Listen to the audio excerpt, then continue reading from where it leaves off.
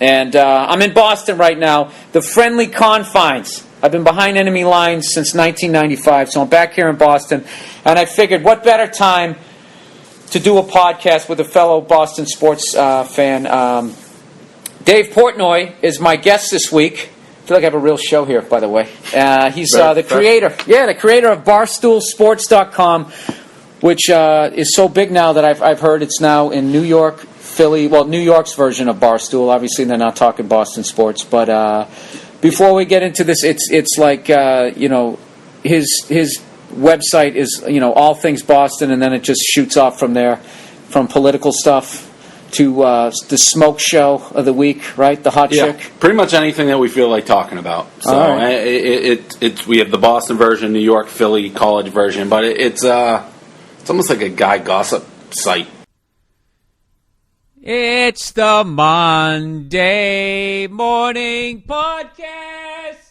I know you had some fallout though. Like you did some, like on your website, you had some sort of a joke or whatever, and a rape joke. Yeah. And then you went on TV. I got to tell you, dude, that took balls, man. Like you sticking up for your joke like that. Like I would have stuck up for my joke, but I would have done it with a little more tact. I'll have a link to it on my for podcast listeners. She was just Lisa Guerrero. Yeah, man, she came in. Lisa Guerrero, what was the joke? She's been in Playboy, by the way, and used to do the weather girl for the sports, for CBS Sports. That Lisa Guerrero. Good for her. She's gorgeous. Yeah, well, she was. But anyways, the joke was... Dude, look at me. I'm no prize. No, listen, I call it as I see. I mean, I know she won't look at me, but whatever. Point is, there was a story in Europe, Australia, where a guy got accused of rape and was acquitted, and his defense was... the judge agreed with the defense. She was wearing skinny jeans, and there's no way he could have gotten the jeans off without her consent because they were skinny jeans. So and that got him off? That got him off. So that was the story. Oh, my God. So our take on it, and it was the same take as we do with everything. I mean, we make fun of everybody. It came out in the story that she was a size 6. And... so I said, who cares about the rape side of things? A size 6 should never be wearing skinny jeans. You got to be like... oh, that's that big? Yeah, well, for skinny jeans, yeah. Right. I think you got to be a 0 or a 2 for skinny jeans. And I don't like skinny jeans. So it's a fat girl, you're saying, in skinny jeans? That's what I was saying the problem. So they were like, well, maybe that's why he couldn't get him off. Exactly. And that's how he got off. And then I took it a step further and said, who cares about that? You actually... if you're going to wear skinny jeans, you probably deserve to be raped anyway. Oh, so it was actually a fat joke. Yeah, that's exactly what... Actually a fat joke. That's exactly what it was. Oh, I get it. So you go... So anyways, Dave goes on this show. You'll see in the clip, this girl goes right at you, and it's just like, you think rape jokes are funny, or something. You were like... somehow she was saying, you think that joke is funny, and you're like, yes, I do. And then she tried to hook you. She tried to spin it and be like, oh, so you find rape funny. You're like, no, I don't.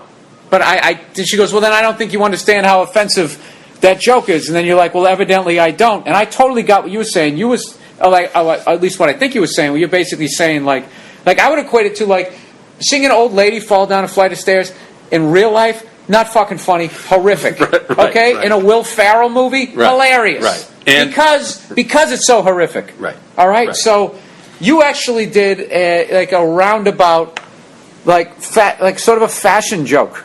You were sort of making, that's basically ladies, if you're a size 6, don't try to slam your fat ass into a thing. Correct. But you, by no means, were condoning rape. And that's what everyone's twisted on us. But it was funny, though, but you didn't even explain it to her. You just answered her questions and didn't try to enlighten her at all. And that's when I watched the clip. I was just like, Jesus Christ. Because I would have been like, look, the joke was about this. And then I would have backed out saying, it's not my problem if people don't get my jokes. That's the way I would have handled it. You just were like, you were like fucking Oliver North. You were just sitting there answering them. You know what? It came across, and here's the weird thing. A lot of people think that clip made me look like an asshole, and other people being like, fuck you. I would think that a bunch of people think that you're a piece of shit after that. Right, exactly. Like this fucking, my mother-in-law is sitting watching, Channel 4, and it's like, my fucking son-in-law condones rape. Like, what's going on? But the thing about it, what you just said, that they probably in Inside Edition showed 30 seconds of me talking. I was in there for an hour and a half. And I mean, at one point, I thought we were going to fight each other. Dude, I got to tell you, that when you're getting interviewed, the longer it goes, that's like the first 48, where at some point in the interview, you have to be like, am I being charged with anything? Because if not, I'm going to leave, or if I am, I want a lawyer. But the longer you talk, it's the same thing doing like stand-up specials. Like I remember back in the day, the first time I got a half hour on Comedy Central, they were like, it's going to be 22 minutes because they have 8 minutes of commercials and a half hour. So they wanted us to. They were like, bare minimum, we need at least 28 minutes. So I did 28 minutes on the nose. Other guys would go over, because the way I looked at it is I have no power over how they're going to edit this. That's exactly. So I'm going to give them as little extra footage as I can. And what ended up happening was they took a whole joke. They just took a whole bit out. I loved the bit, but I only lost. There was only one thing to be upset about. So I think when you get into those interviews, like further down the line, you should be like, it takes them an hour and a half to ask you about a fucking rave and one joke. And we're all over the map, and we're dumb idiots. I mean, they came to our office, this camera crew, and we're like serving them tea and crumpets, being like, oh, you want to like crack a little joke, thinking we're buddies with these people. Yeah, that's one of the first things you learn. Those aren't your friends. No, but we were rolling out the red carpet like trumpets. I bet they were friendly as hell. Super nice. Oh, yeah. So great what you're doing with your website. This really must be great. We always like meeting young people who are doing things. And then, but the second that interview ended, I knew this she was going to make. I mean, I met the camera guy who also did the 2020 thing that we just did, and even he says like it was one of the more contentious interviews, and they're built to be contentious because it was that exchange, that type of tension, the whole time with this lady. And the second you sat down, you felt she already had a mind it was made already. up. I mean, we said stuff like I forget the exchange we had. There were some exchanges where it was like she's like, "Well, I'm a feminist." Like, "Well, I saw you naked in Playboy, so I don't think they think you're a feminist." And it was that type of exchange. Oh my God! Entire time. And are they going to release this on DVD? And I can see the long version. I would pay $5,000 cash for the full interview.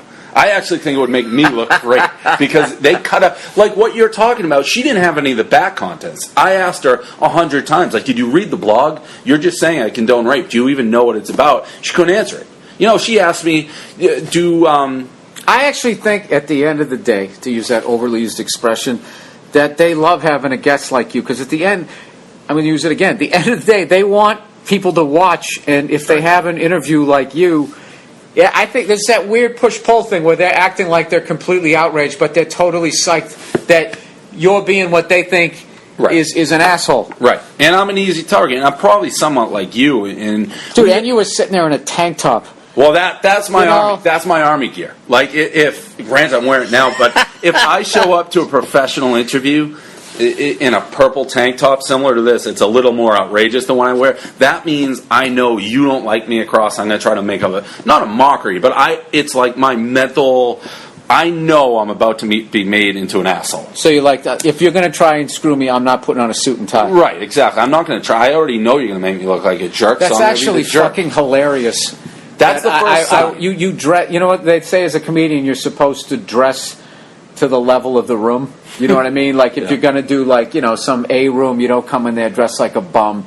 And then, if you're doing some hellhole, you can dress it down. But I always feel like, you at least want to, in a hell room, have some sort of moat between you and the animals. So if you have some sort of I'm in show business shiny shirt on, that can kind of help. But dude, I got to tell you, like, I don't know the whole backstory of that, but all I know when I watched that, I was just like, that's a lot of comedian friends of mine. Opie and Anthony show. I should send them that clip, like, if they haven't seen it.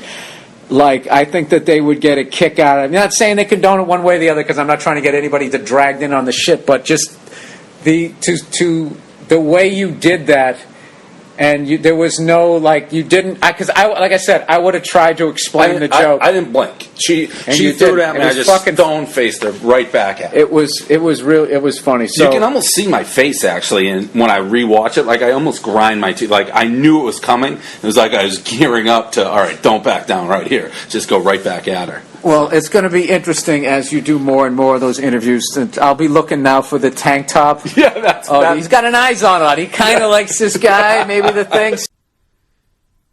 It's the Monday Morning Podcast. Well, can people send you Yes, stuff? we always want. We're always looking for writers. Where is that? Because I know, like, I talk sports a lot, so I have a lot of sports fans. And I got to tell you, man, people send me some stuff, and I get some funny emails, and, like, people send me questions and shit, and, there's some really funny people out there. So that's maybe, what we're looking for. So if they send it to, like, tips@barstoolsports.com, just that they want to write. All we ask is for samples. Tips, T-I-P-S? Yep. Like, I'm not going to sit there. A lot of people, we get a lot of this, like, hire me, I'm great. Like, I'm not even going to reply to that. But if you are serious, just send, like, look at our site for a minute, be like, this is how they write, and send us a sample of what you think would work. If it's good, I will 100% get back to you. We're always looking for writers, always looking for new cities. I mean, I was looking for Chicago for 3 years before we finally found a guy I thought could do it. And it's just one guy? You start with like a half dozen? No, we start with a half dozen, I wish. As one guy basically runs per city. So their job requirements really to post a new blog, which is like, I don't know, a paragraph or two, current events type thing, from 9 o'clock in the morning to basically 5 at night. I mean, it's a grind. It beats a real job, but it's a lot of writing. Oh, you have to come up with a paragraph of funny shit. It's basically, I mean, we're like current events. So you scour the internet looking for weird shit, whether it be sports or just, I'm trying to think of a weird. What's one of your favorite weird stories that you guys kind of broke? I mean, we have so many weird ones. Like, what's the latest one that you guys? I mean, today even in Rentham, they banned American flags in Rentham because somebody complained that there were too many American flags on the 4th of July. So they banned them totally? They banned them from the housing. Can you do that in America? I guess so. I mean, that's a pretty weird story. All right, so what if I have a Taliban flag? There's nothing in there, so we can have a bunch of those fucking hanging around? Commenters were saying that. It was I should clarify, it was the Weymouth Housing Authority, so it was like in, I guess, the subsidized housing. But, I mean, I could go look at this thing. There's so many. I mean, I know there was a story about the chick with the biggest tits in the history of the world. They were just huge black woman with these saggy tits to the ground. I mean, there's literally that's the beauty of the internet is whenever you think you've run out of weird stuff, there's always more weird stuff. There's always going to be something else. It's the Monday Morning Podcast. All right, wrapping it up here. Dave, so fucking nice to meet you. Thanks for letting me swing by here. Barstoolsports.com, and if people out there are insane about sports and you want to get out of your miserable life in that fucking cubicle and actually write about something, or you always wanted to write or whatever, you think you can do it, where should they send it to? Tips@barstoolsports.com. TIPS@barstoolsports.com.